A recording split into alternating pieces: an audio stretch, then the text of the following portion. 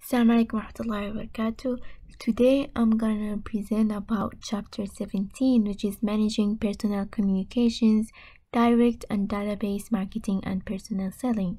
So basically in this presentation we're gonna learn how can companies conduct direct marketing for competitive advantages, and what are the advantages and disadvantages of database marketing, and also what decisions do companies face in designing and managing a sales force. So bismillah, let's get started.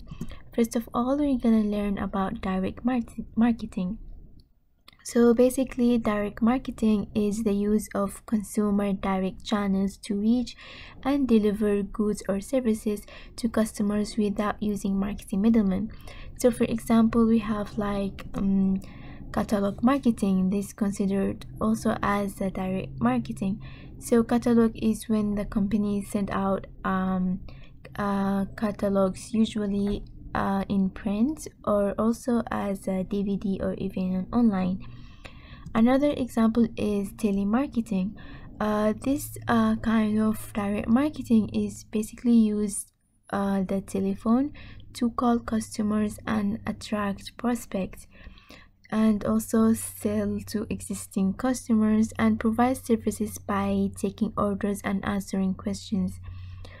So this is kind of direct marketing, and they usually happen to between business to business. Another example is direct mail. So direct mail is when direct mail marketing means sending an offer or announcement or reminder or any other item to an individual consumers. So this using very highly selective mailing list. So basically how the company construct a direct mail campaign. First of all, they choose the objectives, so and then they target markets and prospects.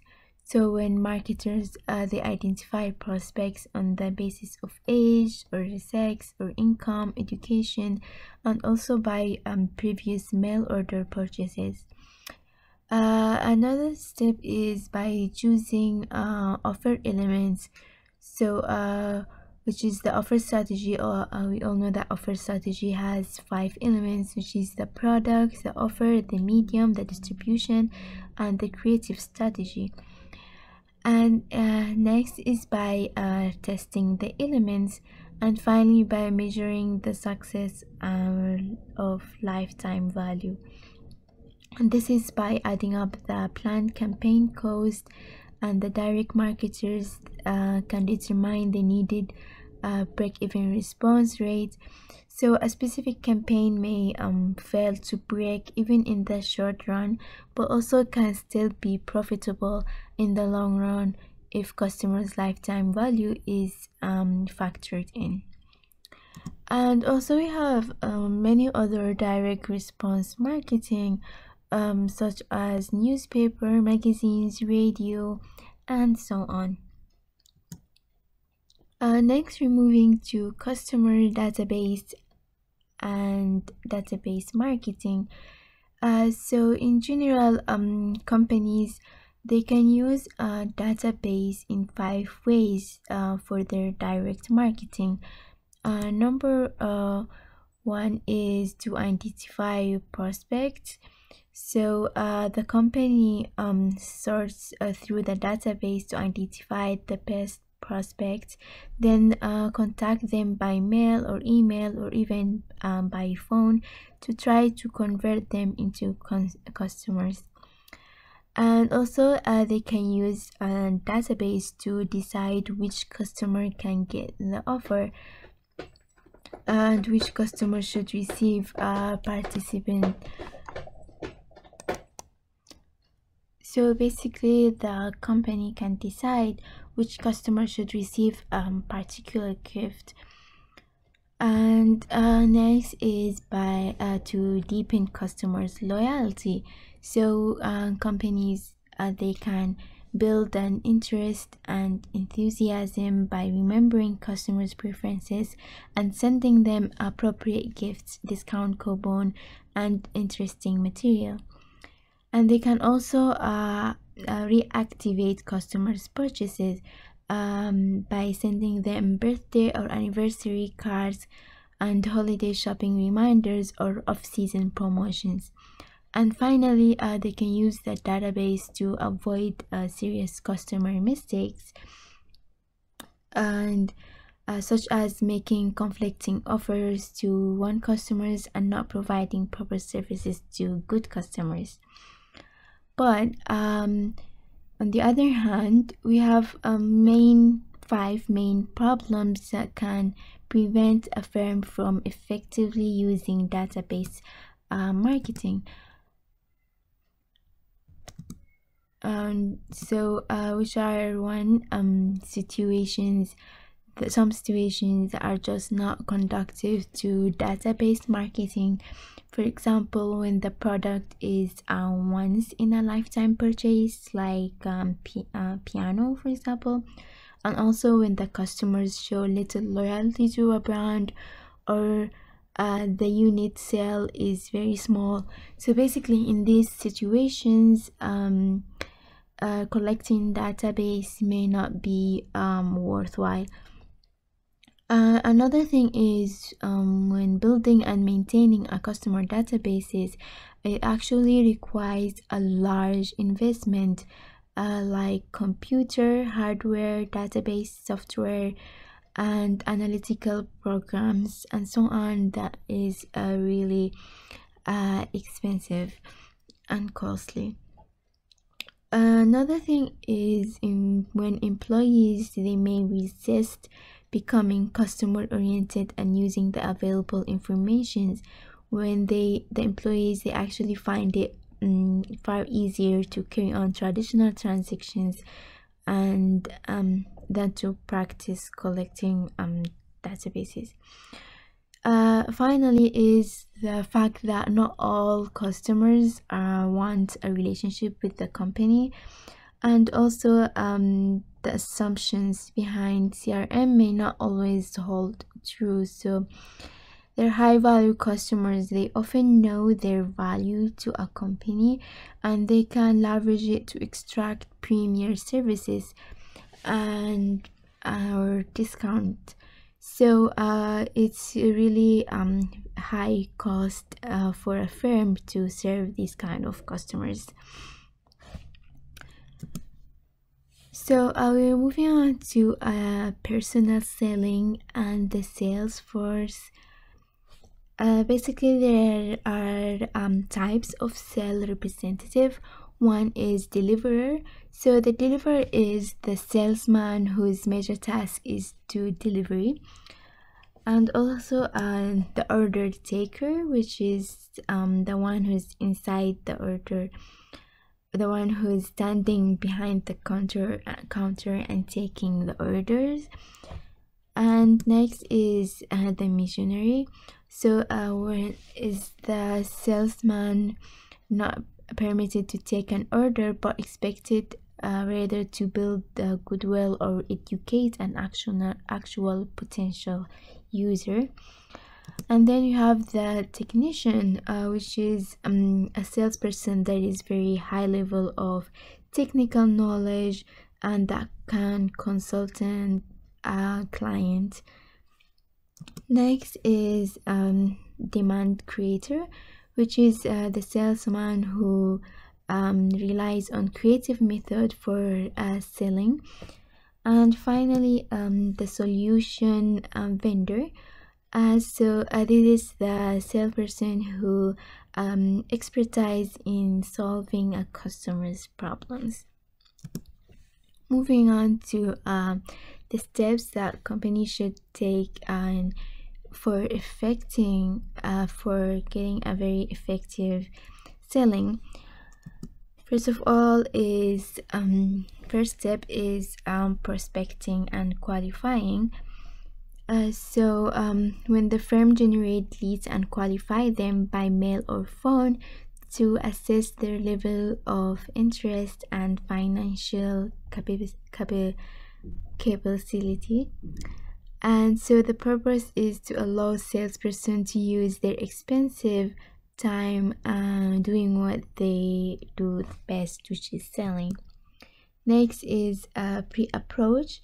So when the sales, they research on the prospect's needs, and they gather information and make immediate sale and decide on the best contact approach. Next step is presentation and demonstration. So the salesperson should tell the product story to the buyer, and he can also use feature or advantages or benefits and value approach. And the next step is by overcoming objectives. So the salespeople must handle objections raised by buyers and maintain a positive approach. Next is closing, when we get the buyer to make minor choices such as color, size, and also we indicate that the buyer will lose if they didn't order by now, and so on. And finally is by follow-up and maintenance. So this step is to ensure customer satisfaction and repeat business. So the representative should schedule a follow-up call to ensure proper installation, instruction, and servicing, and to detect any problems. So moving on to designing the sales force. Basically, the sales people, they are the company's personal link to its customers. So in designing a sales force, the company should follow few designing steps and keep it in mind. For example, the sales force objectives and strategy. So basically, the sales representative need to know how to diagnose a customer's problems and propose a solution that can help to improve the customer's profitability. And also should manage the cost and maintain a market focus, and so on. Next is the sales force structure. There are 4 types of sales force structures. One is strategic market sales force assigned to major accounts, and number 2 is a geographic sales force for customers in different territories. Number 3 is distributor sales force, calling on and coaching distributors. And finally, an inside sales force, marketing and taking orders online and via phone. Next is the sales force size. So once a company establishes the number of customers it wants to reach, it can use a workload approach to establish sales force size. Basically, they should follow a few steps.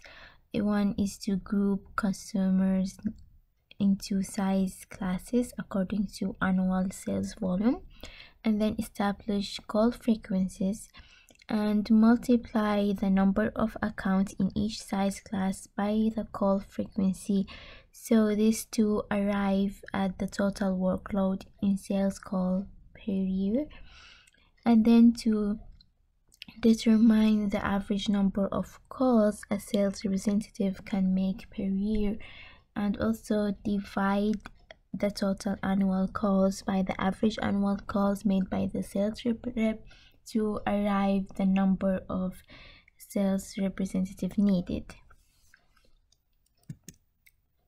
And finally, sales force compensation. So this one is to attract top quality revs that company must develop an attractive compensations package. So they must quantify 4 components, which are the fixed amount, for example a salary, and satisfies the need for income stability. And also there's the variable amount, which is whether the commissions, bonus, or profit sharing stimulate and reward effort. And also the expense allowance that enables sales reps to meet the cost of travel and entertaining on the company's behalf. And also the benefits, such as like paid vacation, and provide the security to the sales reps. And also we had the fixed compensation, and so on. So finally, how the company can manage the sales forces. So there's various policies and procedure to guide the firm to manage the sales force. One is recruiting and selecting representatives, and number 2 is by training and supervising sales representative, and then motivating sales representative. So the majority of sales representative require encouragement and special incentives. And so most marketers, they believe that the higher the salesperson's motivations, the greater the efforts and result performing. And finally is evaluating sales representative. So this can be managed by how management communication with the sales representative should be doing and motivate them to do it. And this will require a good feedback, which means getting regular information about the representative to evaluate their performance. And also information about reps can come from sales reports and sales person and self reports. So basically these reports will provide raw data from which sales managers can attract and indicate the sales performance, and that's how they evaluate the salesperson. So basically direct marketing is a very unattractive marketing system, and it also will use one or more media to effect a measurable response or transaction at any location. So basically direct marketer plan campaign by deciding on, as I mentioned before, the objectives, the target markets and perspective, offers and price, and so on. So to get a perfect or a good marketing campaign, the company should first and most importantly is to have a well-designed sales force that can help them to reach their goal in marketing campaign. So basically that's the summary of this chapter. Thank you for listening.